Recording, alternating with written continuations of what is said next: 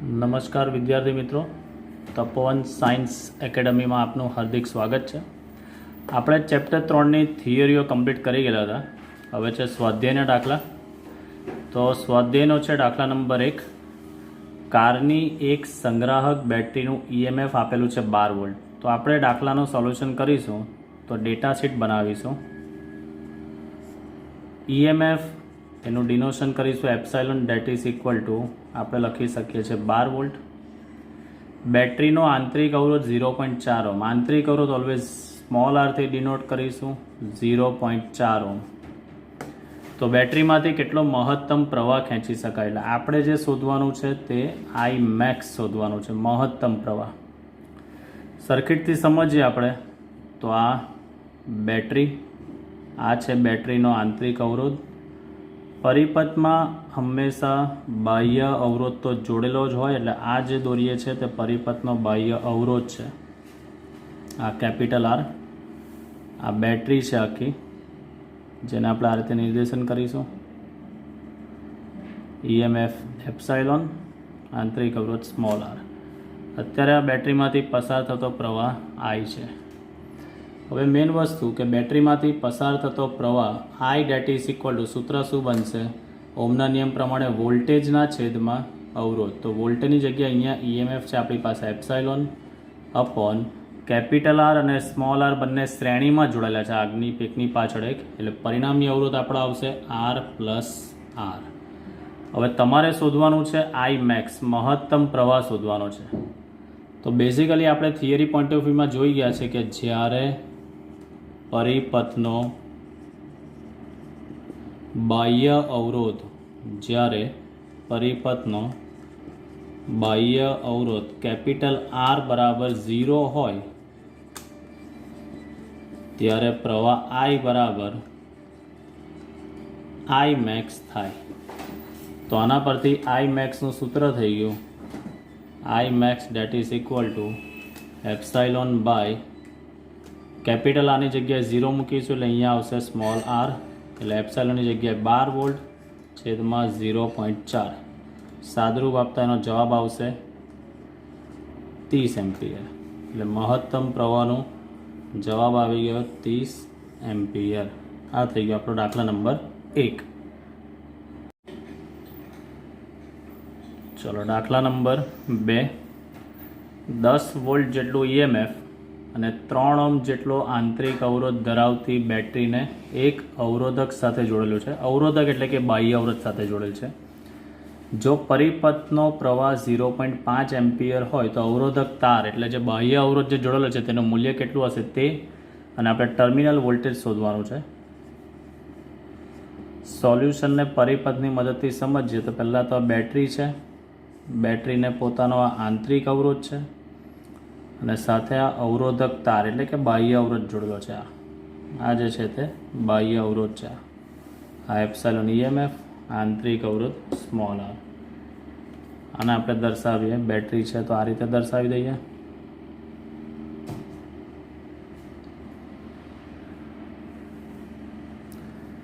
ચલો data sheet બનાવીએ. તો ઈએમએફ તમને આપેલું છે 10 વોલ્ટ, તો epsilon date is equal two લખી શકાય 10 વોલ્ટ. 3 ઓહ્મ જેટલો આંતરિક અવરોધ, તો આંતરિક અવરોધ small R that is equal to 3 ohm. બેટરીને એક અવરોધક તાર સાથે જોડેલ છે. પરિપથનો પ્રવાહ આપેલો છે, પ્રવાહ આઈ બરાબર 0.5 એમ્પિયર. તો અવરોધક તાર એટલે કે R that is equal to question mark અને ટર્મિનલ વોલ્ટેજ વી બરાબર ક્વેશ્ચન માર્ક. આ બે રાશિ આપણે શોધવાની છે. તો આપણી પાસે પરિપથમાં પ્રવાહનું સૂત્ર છે જ, I that is equal to epsilon upon R plus R, જે આપણે પહેલા દાખલામાં જોઈ ગયા.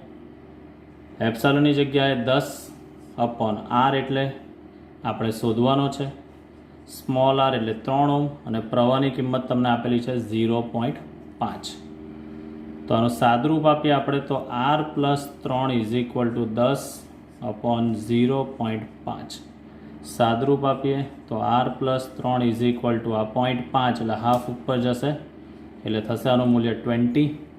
તો બાહ્ય અવરોધ R that is equal to 17 ohm. આ થઈ ગયો બાહ્ય અવરોધનો જવાબ. ત્યારબાદ આપણે ટર્મિનલ વોલ્ટેજ શોધવાનું છે. તો ટર્મિનલ વોલ્ટેજનું સૂત્ર છે V that is equal to epsilon minus IR. આ થિયરીમાં આપણે જોઈ ગયા છે. તો epsilon that is equal to આપણી પાસે કિંમત છે 10 વોલ્ટ માઇનસ પ્રવાહ આપણી પાસે છે 0.5 અને આંતરિક અવરોધની કિંમત છે આપણી પાસે 3. તો સાદરૂપ આપે 10 માઇનસ આ 1.5, 10માંથી 1.5 એટલે ટર્મિનલ વોલ્ટેજનો જવાબ આવશે 8.5 વોલ્ટ.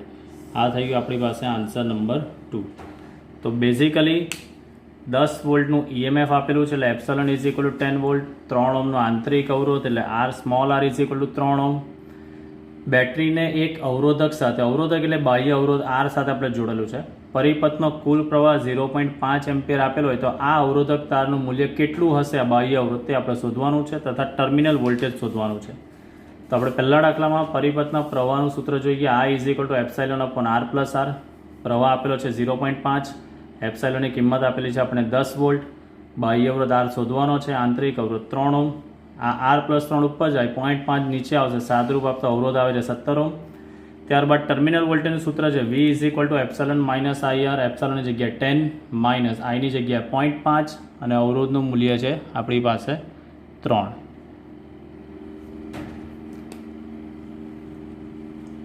અવરોધની કિંમત છે અહીંયા 3. તો 10 minus 1.5 is equal two 8.5 volt. એટલે આ રીતે આપણે પરિપથનો બાહ્ય અવરોધ અને ટર્મિનલ વોલ્ટેજ શોધી શકીએ છીએ. ચાલો સ્વાધ્યાયનો દાખલા નંબર 3.3. 2 દાખલા છે એમાં A ને B. 3 અવરોધ 1 ઓહમ, 2 ઓહમ અને 3 ઓહમને શ્રેણીમાં આપેલા છે. તો આપણે એનું સોલ્યુશન કરીએ તો R1 બરાબર લઈએ આપણે 1 ઓહમ, R2 બરાબર લઈએ આપણે 2 ઓહમ, R3 બરાબર લઈએ આપણે 3 ઓહમ. 3 શ્રેણીમાં છે તો પહેલાં તો સમતુલ્ય અવરોધ શોધવાના છે. તો શ્રેણીના સમતુલ્ય અવરોધનું સૂત્ર આપણે ભણી ગયા છે. ત્રણેય અવરોધોનો કરીશું આપણે સરવાળો એટલે R1 plus R2 plus R3 એટલે 1 પ્લસ 2 પ્લસ 3 એટલે 3 ને 2 5 ને 1 6 ઓહમ. આ થશે એના સમતુલ્ય અવરોધનો જવાબ. આ થઈ ગયો આપણો આન્સર A.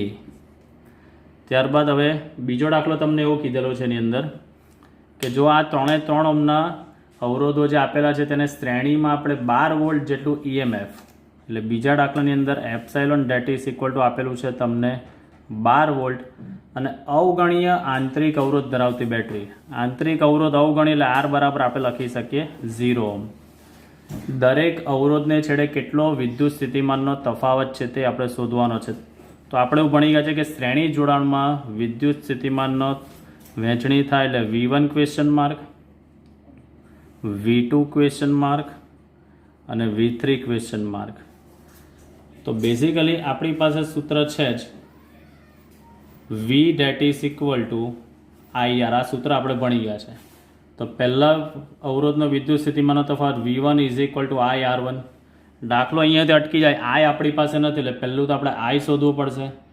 તો I that is equal to epsilon upon R equivalent આપણે લખી શકીએ. એપ્સાઇલોન આપેલો છે 12, R ઇક્વિવેલન્ટની કિંમત છે આપણી પાસે 6. તો પ્રવાહ I is equal two 2 ampere જે છે તે આપણો જવાબ. ત્યારબાદ V1 શોધીશું હવે. તો V1 is equal two IR1. Iની જગ્યાએ 2, R1ની જગ્યાએ 1. તો 2 એકા 2 વોલ્ટ આ જવાબ આવી ગયો. ત્યારબાદ V2 that is equal to IR2. Iની જગ્યાએ પ્રવાહ આપણે શોધેલો છે 2, R2ની કિંમત આપણી પાસે છે 2 ઓહમ. તો 2 દુ 4 વોલ્ટ એનો જવાબ આવશે. અને V3 that is equal to IR3. I આવ્યો છે આપણો 2 ઓહમ, R3ની કિંમત છે આપણી પાસે 3 ઓહમ. તો 3 દુ 6 વોલ્ટ આ થઈ ગયો એનો જવાબ. R3ની કિંમતને આપણે ફરી પાછું શોધીશું V3 સાથે. તો બેઝિકલી આપણી પાસે V1 અને V2 આવી ગયા બાદ આપણે સેમ આ રીતે મારે V3 શોધવો હોય તો V3 that is equal to IR3. V3ની જગ્યાએ V3 એઝ ઇટ ઇઝ પ્રવાહ આપણી પાસે 2 એમ્પિયર, R3ની કિંમત છે 3. તો 3×2=6 વોલ્ટ થઈ ગયો એનો જવાબ. તો આના પરથી આપણે ચેક કરી શકીએ છીએ કે જે આપણા 3 વોલ્ટેજ આવ્યા, V3 6 વોલ્ટ, V1 2 વોલ્ટ અને V2 4 વોલ્ટ, આનો તમે સરવાળો કરશો તો 6 અને 2 8 ને 4 12 જે તમને બેટરીના આપેલા વોલ્ટેજ જેટલા જ છે. એટલે કહેવાનો કન્સેપ્ટ જે આપણે જોઈ ગયા છે તે કે શ્રેણીમાં વોલ્ટેજનું વિભાજન થાય તો આ 12 વોલ્ટનું અહીંયા 3 ભાગમાં વિભાજન થયું. V1ની જગ્યાએ 2 વોલ્ટ, V2ની જગ્યાએ 4 વોલ્ટ અને V3ની જગ્યાએ 6 વોલ્ટ. એટલે 2 દાખલાની અંદર પહેલામાં 3 અવરોધને આપણે સંજ્ઞા સૂચિ આપી દીધી. શ્રેણીમાં સમતુલ્ય અવરોધનું સૂત્ર આપણી પાસે છે અને એના પરથી આપણે પ્રવાહ પરથી આપણે પોટેન્શિયલ ડિફરન્સ શોધવાનો છે. તો પોટેન્શિયલ ડિફરન્સ V = I/R1, પણ પ્રવાહ ન હોવાથી આપણે પહેલાં I શોધીશું. I એટલે પરિપથનો કુલ પ્રવાહ, ε/R એપ્સાઇલોનની કિંમત છે આપણી પાસે 12 અને R ઇક્વલન્ટ છે આપણી પાસે 6. 12/6 એટલે 2 એમ્પિયર પરિપથનો કુલ પ્રવાહ આવી ગયો. ત્યારબાદ 3 અવરોધના આપણે વિદ્યુત સ્થિતિમાનનો તફાવત આ રીતે શોધી શકીએ છીએ. ચલો દાખલો સ્વાધ્યાયનો ચોથો. 2 ઓહ્મ, 4 ઓહ્મ અને 5 ઓહ્મના ફરી પાછા 3 અવરોધો છે પણ એ સમાંતરમાં છે. તો આપણે સોલ્યુશન કરીશું. તો પહેલાં આપણે ડેટા શીટ લખીશું. R1 = 2 ohm, R2 = 4 ohm, R3 = 5 ohm. સમાંતરમાં હોય તો આપણે સમતુલ્ય અવરોધનું આ સૂત્ર જોઈ ગયા છે કે 1/R equivalent = 1/R1 + 1/R2 + 1/R3. તો 1/2 + 1/4 + 1/5.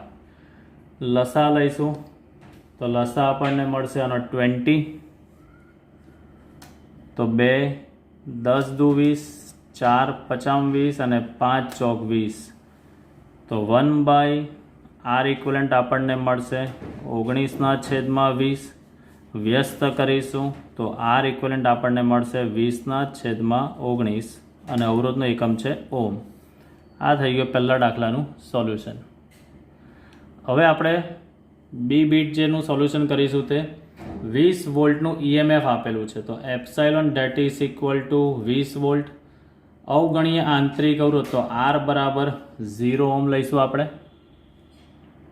R = 0 ohm. દરેક અવરોધમાંથી વહેતો પ્રવાહ એટલે આપણે શ્રેણીની અંદર અને સમાંતરની લાક્ષણિકતામાં જોઈ ગયા છે. આપણે શ્રેણીમાં વોલ્ટેજનું વિભાજન થશે, આમાં પ્રવાહનું વિભાજન થશે. એટલે I1 I2 I3 question mark અને બેટરીનો કુલ પ્રવાહ એટલે I પણ આપણે શોધવાનો છે.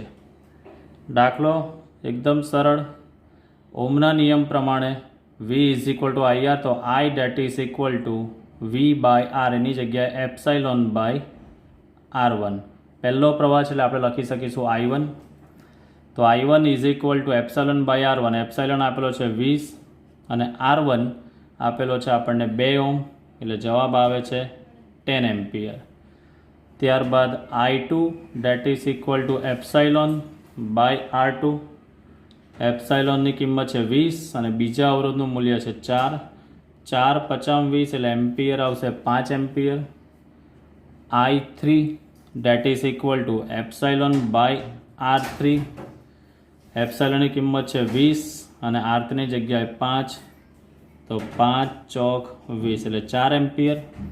આના પરથી આપણે પરિપથનો જો કુલ પ્રવાહ શોધવો હોય, કુલ પ્રવાહ I that is equal to આપણે લખી શકીએ I1 + I2 + I3.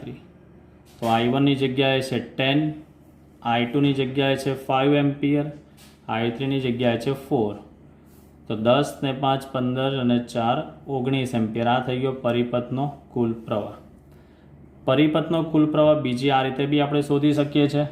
કુલ પ્રવાહ I that is equal to ε/R equivalent. આ રીતે બી તમે શોધી શકો છો. એપ્સાઇલોનની જગ્યાએ 20, R equivalent જે આપણે શોધેલો છે 20/19 એમ્પિયર. તો I that is equal to આનો પણ જવાબ આવશે 19 એમ્પિયર. એટલે પરિપથનો કુલ પ્રવાહ આ બંને રીતે આપણે શોધી શકીએ છીએ. 3 અવરોધો સમાંતરમાં છે એટલે 1/R equivalent નું સૂત્ર આપણે ઉપયોગ કરી શકીએ છીએ અને R equivalent મેળવ્યો. ત્યારબાદ એપ્સાઇલોન બેટરીનું EMF આપેલું છે, અવગણીય આંતરિક અવરોધ, પરિપથમાં નો કુલ પ્રવાહ અને દરેક અવરોધમાંથી વહેતો પ્રવાહ શોધવાનો છે. તો આ રીતે આપણે શોધી શકીએ છીએ. પરિપથનો કુલ પ્રવાહ I બરાબર I1 plus I2 plus I3 ની રીતે બી શોધાય, અથવા તો I is equal to epsilon upon R equivalent, બંનેમાંથી કોઈ પણ રીતે પરિપથનો કુલ પ્રવાહ શોધી શકાય છે. દાખલા નંબર 3.5. એક ઘટક તારનો અવરોધ 27°C તાપમાને 100 ઓહ્મ છે. 27°C તાપમાન એટલે આને ઓરડાનું તાપમાન પણ કહી શકાય. પરીક્ષામાં તમને આની જગ્યાએ ઓરડાનું તાપમાન પણ આપે. તો આને આપણે સોલ્યુશન કરીશું. ટેમ્પરેચર જેને આપણે થીટાથી સંકેત આપીએ તો 27°C. અવરોધ આપેલો છે 100 ઓહ્મ. તો આને આપણે કહીશું R theta date is equal two 100 ohm. જો તાપમાન ગુણાંક આપેલો છે જેનો આપણે સંકેત છે આલ્ફા, 1.7 ગુણ્યા 10⁻⁴ સેલ્સિયસ ઇન્વર્સ. કયા તાપમાને, એટલે આ જે તાપમાન છે, હવે યાદ કરો વિદ્યાર્થી મિત્રો, આપણે ભણી ગયા છે કે જે તાપમાને અવરોધ આપી દીધેલો હોય તેને સંદર્ભ તાપમાન કહી શકાય. તો આને હું થીટા 0 થી ડિનોટ કરું તો આ થઈ જશે R થીટા 0. અને જે તાપમાને અવરોધ આપણે શોધવાનો હોય તેને હું થીટાથી ડિનોટ કરીશ. તો R થીટા આપેલો છે 117 ઓહ્મ. તો કયા તાપમાને થશે, એટલે થીટા આપણે શોધવાનો છે. એક ઘટક તારનો અવરોધ ઓરડાના તાપમાન એટલે કે 27°C તાપમાને 100 ઓહ્મ છે. તો આને સંદર્ભ તાપમાન કહીશું. એટલે થીટા 0 બરાબર 27°C. અવરોધ આપેલો છે ને 100 ઓહ્મ, એટલે R થીટા 0 બરાબર 100 ઓહ્મ. તાપમાન ગુણાંક 1.7 ગુણ્યા 10⁻⁴ સેલ્સિયસ ઇન્વર્સ, એટલે તાપમાન ગુણાંકનો સંકેત છે આપણી પાસે આલ્ફા. તો કયા તાપમાને અવરોધ 117 ઓહ્મ થશે તે શોધો. તો આપણને ધારી લઈએ કે થીટા તાપમાને અવરોધ 117 ઓહ્મ થશે, એટલે થીટા આપણે શોધવાનો છે. અને R થીટા બરાબર 117 ઓહ્મ જે આપણે આપેલો છે. તો હવે આપણી પાસે સૂત્ર છે R theta date is equal to R theta 0 into bracket 1 plus alpha theta minus theta 0. આ સૂત્ર આપણે થિયરીમાં જોઈ ગયા છે. R થીટા જેને આપણે કહીશું 117 is equal to R theta 0 જે આપેલું છે આપણને 100 ઇન્ટુ બ્રેકેટ 1 પ્લસ આલ્ફાની કિંમત 1.7 ગુણ્યા 10⁻⁴ જે આપણને આપેલી છે ઇન્ટુ બ્રેકેટ થીટા આપણે શોધવાનો છે. અને થીટા 0 સંદર્ભ તાપમાન 27°C. હવે શા માટે એને કેલ્વિનમાં નથી ફેરવતા, તો તાપમાન ગુણાંક પણ સેલ્સિયસમાં છે અને તાપમાન પણ સેલ્સિયસમાં છે. એટલે જો તાપમાન ગુણાંક કેલ્વિનમાં હતે તો આ સેલ્સિયસને આપણે કેલ્વિનમાં ફેરવતે. સાદરૂપ આપ્યા 100 અહીંયા છેદમાં જશે, એટલે 117 ભાગ્યા 100 એટલે 1.17 date is equal to 1 plus 1.7 ગુણ્યા 10⁻⁴ into bracket theta minus 27 plus 1 side change કરીશું એટલે 1.17 માંથી 1 જશે એટલે 0.17 is equal to 1.7 10⁻⁴ theta minus 27. આ સ્ટેપ જે ગુણાકારમાં છે કાઉન્સ સાથે તેને બીજી બાજુ લઈ જઈએ તો 0.17 ના છેદમાં 1.7 10⁻⁴ ઇક્વલ ટુ થીટા માઇનસ 27. -4 ઉપર લઈ જઈએ આપણે એટલે 0.17 ગુણ્યા 10⁴ છેદમાં 1.7 is equal to theta minus 27. તો આનું આપણે સાદરૂપ આપીશું 0.17 ગુણ્યા 10⁴ અને ભાગ્યા છે 1.7. તો એનો જવાબ આવે છે 1000 is equal to theta minus 27. -27ની સાઈડ ચેન્જ કરીશું તો થીટા બરાબર 1000 પ્લસ 27. તો theta is equal to 1027°C. તો આની અંદર તમે ચેક કરી શકો છો કે જો પહેલાં જ્યારે તાપમાન 27° હતું ત્યારે અવરોધ 100 ઓહ્મ હતો હવે અવરોધમાં વધારો થાય છે તો તાપમાન પણ વધશે જ. તો આપણો જે જવાબ જે આવ્યો છે તે θ0 સંદર્ભ તાપમાન કરતાં જવાબ વધારે આવ્યો છે, એનો મતલબ કે આપણો જવાબ કરેક્ટ છે. તો વિદ્યાર્થી મિત્રો, આની અંદર આપણી પાસે જે સંબંધ છે r θ is equal to r θ0 1 plus alpha θ minus θ0, જે તાપમાને અવરોધ આપી દીધો છે તો આની અંદર આપણને 27°C તાપમાને અવરોધ આપી દીધો છે, એટલે આને આપણે સંદર્ભ તાપમાન કહી શકીશું અને આને સંદર્ભ અવરોધ કહી શકીશું. 170 ઓહ્મ અવરોધ કયા તાપમાને થાય છે? તો થીટા તાપમાને થાય છે, એટલે આને આપણે લઈશું r θ, અને θ આપણે શોધવાનો છે. તો આ સૂત્ર છે આપણી પાસે કે r θ that is equal to r θ0 1 plus alpha θ minus θ0. r θ આપેલું છે 170, r θ0 આપેલું છે 100 ઓહ્મ, 1 પ્લસ આલ્ફાની કિંમત આપણી પાસે છે 1.7 ગુણ્યા 10⁻⁴, કૌંસમાં θ શોધવાનું છે માઇનસ θ0 એટલે 27°C. 100 અહીંયા કૌંસ સાથે ગુણાકારમાં છે, બીજી બાજુ જશે એટલે નીચે ભાગાકારમાં, એટલે 1.70 ઇઝ ઇક્વલ ટુ 1, આ 1 પ્લસ 1.7 ગુણ્યા 10⁻⁴ θ માઇનસ 27, પ્લસ 1 ને સાઈડ ચેન્જ કરીશું એટલે -1, 1.70 માંથી 1 જશે એટલે 0.70 ઇઝ ઇક્વલ ટુ આ સ્ટેપ રહેશે. આ જે સ્ટેપ છે તે અહીંયા કૌંસ સાથે ગુણાકારમાં છે, બીજી બાજુ જશે તો નીચે ભાગાકારમાં, એટલે 0.70 છેદમાં 1.7 ગુણ્યા 10⁻⁴ ઇક્વલ ટુ θ માઇનસ 27. ઋણ ઘાતને ઉપર લઈ જાય એટલે પ્લસ થશે, સાદુરૂપ આપતા જવાબ આવે છે θ that is equal to 1027°C.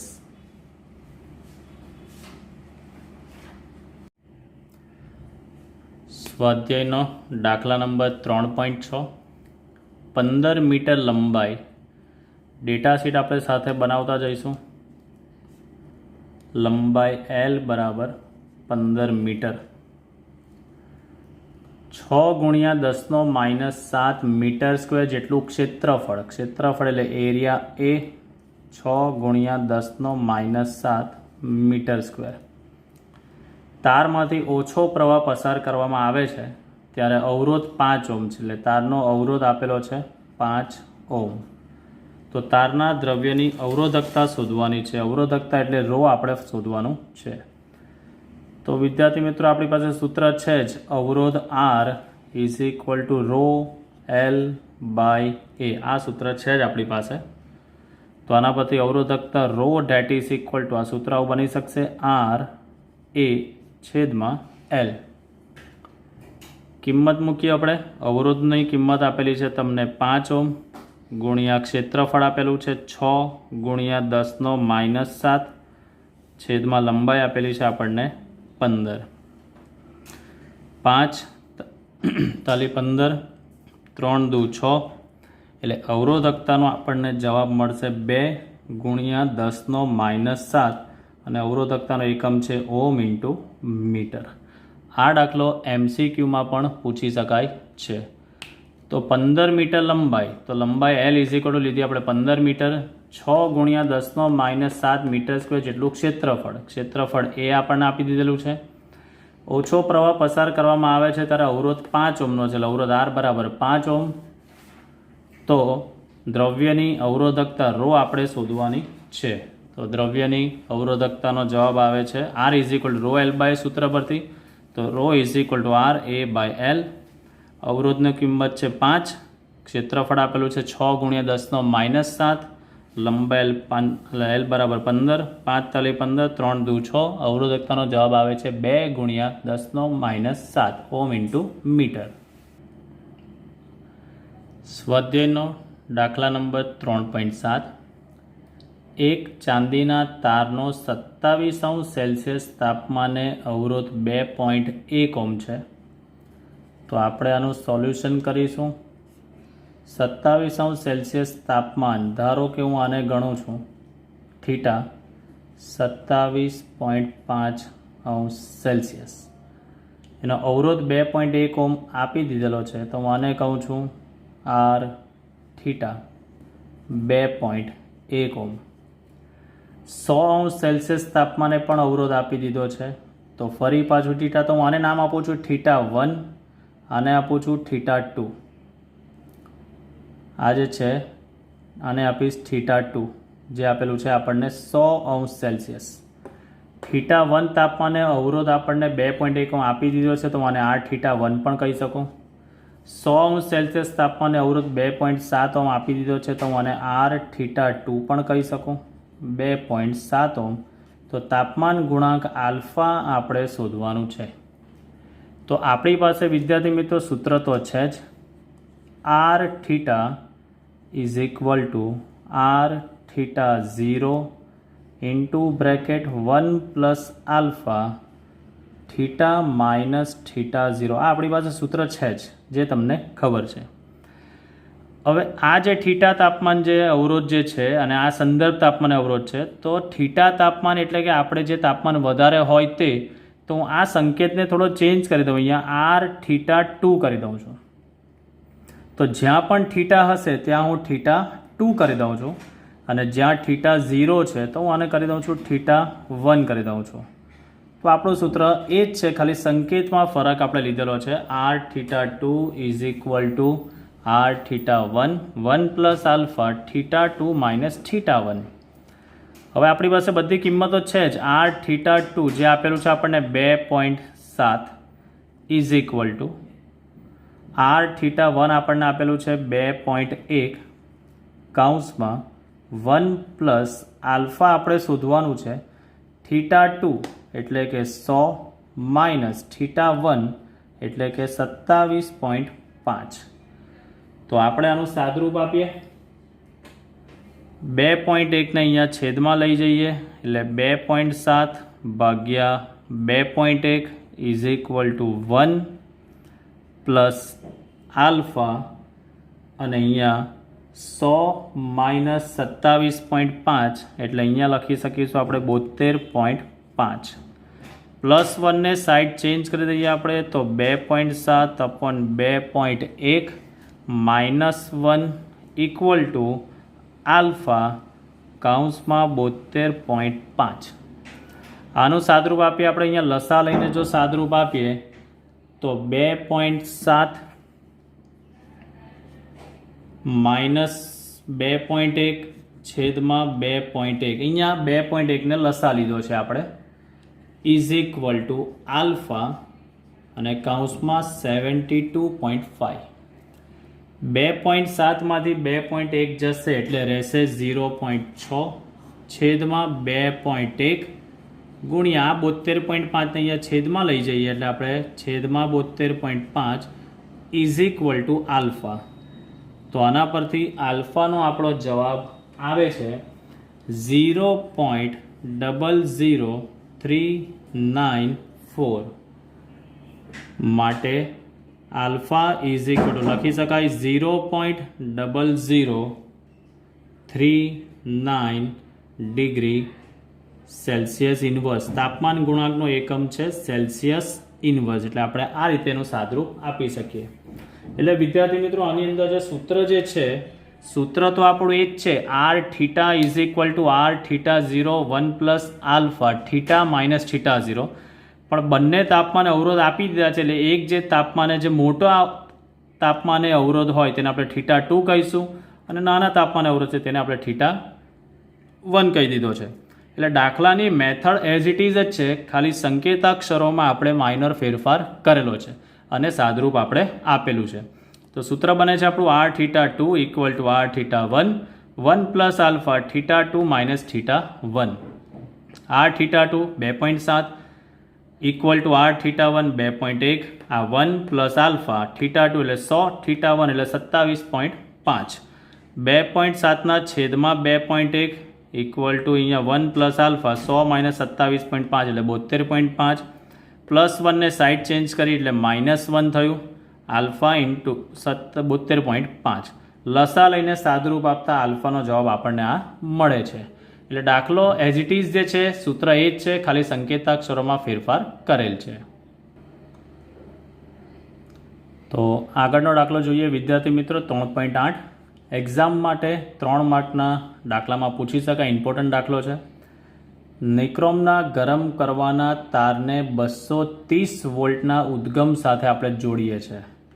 230 વોલ્ટના ઉદ્ગમ સાથે આપણે એને જોડીએ છીએ તો સોલ્યુશનની અંદર આપણે જે ડેટા શીટ બનાવીએ છીએ તો વોલ્ટેજ V બરાબર આપણે લખીશું 230 વોલ્ટ જોડીએ છીએ તો પ્રારંભમાં 3.2 એમ્પિયરનો પ્રવાહ ખેંચાય છે એટલે I1 that is equal two લખી શકાય 3.2 એમ્પિયર અમુક સેકન્ડ બાદ એ પ્રવાહ ફિક્સ થઈ જાય છે 2.8 એમ્પિયર એટલે બીજો પ્રવાહ I2 that is equal two 2.8 ampere લખી શકાય ઓરડાનું તાપમાન 27°C છે તો હું એને કહી દઉં છું θ1 27°C તાપમાન તો ગરમ કરતાં એનું તાપમાન કેટલું થશે એટલે આપણે દાખલામાં θ2 ને શોધવાનો છે અને alpha is equal to 1.7 10⁻⁴ Celsius inverse આપેલું છે હવે વિદ્યાર્થી મિત્રો આ દાખલાને સોલ્યુશનની અંદર આપણે પહેલાં એ વસ્તુ જોઈ લઈશું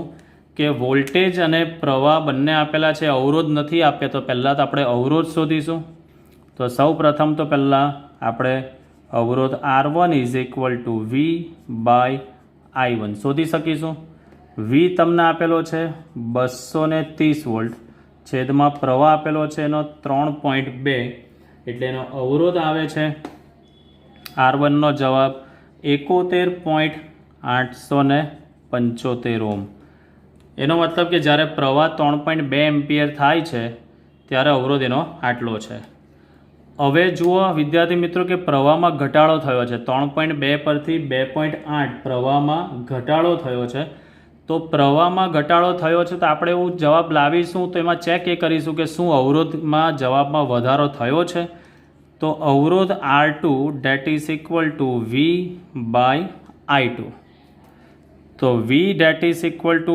230 વોલ્ટ આપેલા છે ને I2 આપણી પાસે છે 2.8 તો આનો જવાબ આવે છે આપણી પાસે સાદરૂપ આપતા 82.143 તો આનો મતલબ કે આપણો જવાબ સાચો છે શા માટે તો યાદ કરો વિદ્યાર્થી મિત્રો આપણી પાસે ઓમનો નિયમ છે V that is equal two IR તો R is equal two V/I એટલે અવરોધ અને પ્રવાહ એકબીજાના વ્યસ્ત પ્રમાણમાં છે અવરોધ અને પ્રવાહ વ્યસ્ત પ્રમાણમાં છે એટલે જો તમારા પ્રવાહના મૂલ્યમાં ઘટાડો થયો હોય તો અવરોધ વધવો જરૂરી છે જે આપણે જે દાખલામાં ડેટા શીટ આપી છે તો તે મુજબ આપણા આવેલા જવાબમાં અવરોધમાં વધારો થયો છે એટલે દાખલા આટલો બરાબર છે આપણો જવાબ સાચો છે દાખલાને આગળ લઈ જઈએ આપણે તો આપણી પાસે વિદ્યાર્થી મિત્ર સૂત્ર છે ફરી પાછું R θ is equal to R θ0 1 plus alpha θ -θ0 આ આપણી પાસે સૂત્ર છે બે તાપમાન આપણને આપેલા છે તો હું આને કહી દઉં θ2 આને કહી દઈશ આપણે θ1 આને કહી દઈશ θ2 અને આને કહી દઈએ આપણે θ1 ચાલો તો R θ2 એટલે જે આ જે આપણો અવરોધ આવ્યો છે તેને હું R θ2 પણ કહી શકીશ તો R θ2 આવી ગયો છે આપણી પાસે 82.143 તો આને અહીંયા લખું છું 82.143 ઇક્વલ ટુ R θ1 તો જે R θ જે આપણો છે તેને આપણે R θ1 થી પણ લખી શકીશું જે આવ્યો છે આપણો 71.875 ઇન્ટુ બ્રેકેટ 1 પ્લસ આલ્ફાની કિંમત છે 1.7 10⁻⁴ કૌંસમાં θ2 આપણે શોધવાનો છે અને θ1ની કિંમત આપણને આપી છે 27 જે કિંમત આપણે મૂકી દીધી છે આ 71.875 અહીંયા કૌંસ સાથે ગુણાકારમાં છે અને બીજી બાજુ લઈ જાય તો છેદમાં આવશે એટલે 82.143 divided by 71.875 equal to 1 plus 1.7 ગુણ્યા 10⁻⁴ કૌંસમાં θ2 -27 પ્લસ 1ને આ બાજુ લઈ જઈશું આપણે એટલે 82.143 ડિવાઇડેડ બાય 71.875 -1 ઇક્વલ ટુ 1.7 ગુણ્યા 10⁻⁴ θ2 -27 લસા લઈશું ને સાદરૂપ આપીશું તો આનો જવાબ આવશે ઉપર 10.268 છેદમાં આ 71.875 એટલે અહીંયા લસા લઈને બાદબાકી કરી દીધેલી છે એટલે 82.143 માઇનસ 71.875 આ divided by 71.875 equal to 1.7 10 to the power minus 4 theta 2 minus 27. ચલો તો હવે આ જે કૌંસ છે આ જે 1.7 10⁻⁴ ગુણાકારમાં છે તેને આપણે નીચે લઈ જઈશું તો 10.268 છેદમાં 71.875 ગુણ્યા 1.7 ગુણ્યા 10⁻⁴ ઇક્વલ ટુ થીટા 2 માઇનસ 27 10⁻⁴ ઉપર લઈ જઈશું સાદરૂપ આપીશું તો theta 2 minus 27 is equal two જવાબ આવે છે 840.26 માઇનસ 27ને આપણે આ બાજુ લઈ જઈશું એટલે થીટા 2 બરાબર જવાબ આવે છે 867.26 ડિગ્રી સેલ્સિયસ. તો આ છે આપણો બીજા દાખલાનો આનો જવાબ થીટા 2નો જવાબ રહેશે આપણો આ. તો વિદ્યાર્થી મિત્રો આ દાખલામાં ખાલી નવું એટલું છે આની અંદર કે અહીંયા તમને ઉદ્ગમ સાથે જોડેલો છે એટલે પ્રવાહ આપેલા છે ને આ ઉદ્ગમના વોલ્ટેજ અને પ્રવાહ પરથી તમારે સૌપ્રથમ પહેલાં અવરોધ શોધવા પડશે. તમારે R1 અથવા તો R થીટા 1 અથવા ને અહીંયા R2 અથવા તો R થીટા 2ની કિંમત આપણે શોધીશું. ત્યારબાદ આપણું સૂત્ર તો એ જ છે R theta is equal to R theta 0 1 plus alpha theta minus theta 0. તો શરત ખાલી એટલી જ આની અંદર બે અવરોધો છે એટલે થીટા જે છે તેને થીટા 2 કીધો અને થીટા 0 છે તેને થીટા 1 કીધો. અને સાદરૂપ આપણે જે આપીએ છીએ તો જ્યારે બી આવા દાખલાનું સાદરૂપ આપો ત્યારે પહેલાં આ અહીંયા ગુણાકારમાં હોય તો બીજી બાજુને ભાગાકારમાં લઈ જાઓ. +1ની સાઈડ ચેન્જ કરશું એટલે -1 લસા લઈને આ જે પદ છે તેને છેદમાં લઈ જતા નીચે આવશે. સાદરૂપ આપ્યા બાદ એનો જવાબ તમે લાવી શકો છો. તો આ રીતે આપણે આ દાખલો કમ્પ્લીટ કરીશું. ચલો વિદ્યાર્થી મિત્રો આગળનો દાખલો પહેલાં આપણે જોઈશું 3.12 જે સરળ છે એકદમ. એક પોટેન્શિયોમીટરની રચનામાં 1.25 વોલ્ટની બેટરીને આપણે જોડીશું. તો પહેલી આપણે ડેટા શીટ બનાવીશું. બેટરીનું EMF એપ્સાઇલોન 1 આપેલું છે 1.25 વોલ્ટ. આ 1.25 વોલ્ટની બેટરી તારના 35 સેન્ટીમીટર અંતર આપણને તટસ્થ બિંદુ આપે છે એટલે તટસ્થ બિંદુની લંબાઈ આપણને પહેલી આપેલી છે 35 સેન્ટીમીટર. હવે તેને બદલી કાઢવાની છે એટલે આ જે 1.25 વોલ્ટની બેટરી છે તેને કાઢી નાખીશું અને તેની જગ્યાએ કોઈક બીજો કોષ લગાડવાનો છે. બીજો કોષ આપણને ખબર નથી કારણ કે અહીંયા જો રકમમાં બીજા કોષનો EMF શોધવાનો છે એટલે epsilon 2 is equal to question mark. જેવો બીજો કોષ લગાડીએ છીએ એટલે તટસ્થ બિંદુ 63 સેન્ટીમીટર અંતરે મળે છે તો L2 બરાબર આપણે લખી શકીશું 63 સેન્ટીમીટર.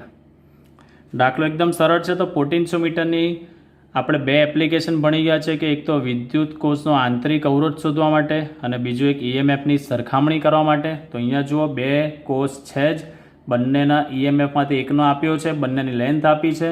તો યાદ કરો વિદ્યાર્થી મિત્રો આપણી પાસે સૂત્ર છે epsilon 1 by epsilon 2 equal to L1 by L2. So epsilon 1 is equal to 1.25 છેદમાં એપ્સાઇલોન 2 ઇક્વલ ટુ L1ની જગ્યાએ લખી શકાશે 35 L2ની જગ્યાએ 63. સાદરૂપ આપીશું તો epsilon 2 date is equal to 1.25 ગુણ્યા 63 છેદમાં 35. તો આના પરથી એપ્સાઇલોન 2નું સાદરૂપ આપતા જવાબ આવે છે આપણી પાસે 2.25 વોલ્ટ.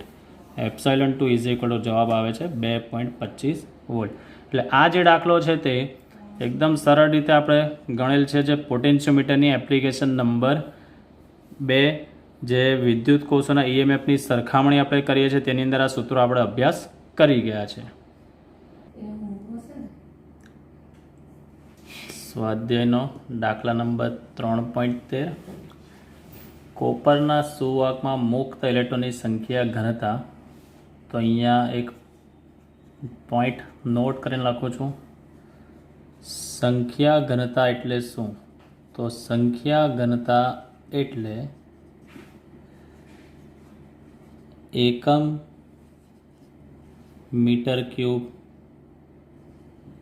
કદમાં સમાયેલ ઇલેક્ટ્રોન. એટલે 1 મીટર ક્યુબ જેટલા કદમાં જે ઇલેક્ટ્રોન સમાયેલા હોય તેને તેની સંખ્યા ઘનતા કહી શકાય. આ ખાસ વિદ્યાર્થી મિત્રો યાદ રાખજો. એ જો એકમ પરથી પણ આપણને ખબર પડે. પ્રતિ મીટર ક્યુબ એટલે 1 મીટર ક્યુબની અંદર જે ઇલેક્ટ્રોનની સંખ્યા હોય તે. તો આનું આપણે સોલ્યુશન કરીએ. સંખ્યા ઘનતા એટલે n આપી દીધેલું છે 8.5 ગુણ્યા 10⁻28 પ્રતિ મીટર ક્યુબ. આ જે ઇલેક્ટ્રોન છે તેને 3 મીટર લાંબા તારમાં, એટલે લંબાઈ આપેલી છે તારની L = 3 મીટર, એક છેડેથી બીજા છેડે ડ્રીફ્ટ થતાં કેટલો સમય લાગશે? સમય એટલે T = ? આડછેદનું ક્ષેત્રફળ આપણને આપેલું છે. તો આડછેદનું ક્ષેત્રફળ A બરાબર 2 ગુણ્યા 10⁻6 મીટર સ્ક્વેર અને 3 એમ્પિયર જેટલે એમાંથી પ્રવાહ પસાર થાય છે. તો પ્રવાહ I બરાબર આપેલો છે 3 એમ્પિયર. દાખલાના કન્સેપ્ટને આપણે સમજીએ તો આ એક આખો માની લઈએ કે 3 મીટર લંબાઈનો તાર છે. ઇલેક્ટ્રોનને પહેલા છેડા પરથી બીજા છેડા પર આ રીતે જવું છે તો કેટલા સમયમાં પસાર થશે તે આપણે સમજવાનું છે. ડ્રીફ્ટ થતાં તો નામ પરથી ખબર પડશે આપણને કે ડ્રીફ્ટ થાય છે. એટલે કન્સેપ્ટમાં આપણે ડ્રીફ્ટ વેગનો એક સંબંધનું સૂત્ર આપણે અભ્યાસ કરી ગયા છે. યાદ કરો વિદ્યાર્થી મિત્રો, J = NE/VD. આ એક સૂત્ર બની ગયા છે જ્યાં VD એટલે ડ્રીફ્ટ વેગ, J એટલે પ્રવાહ ઘનતા. જેનું સૂત્ર આપણી પાસે છે J = I/A = NE/VD.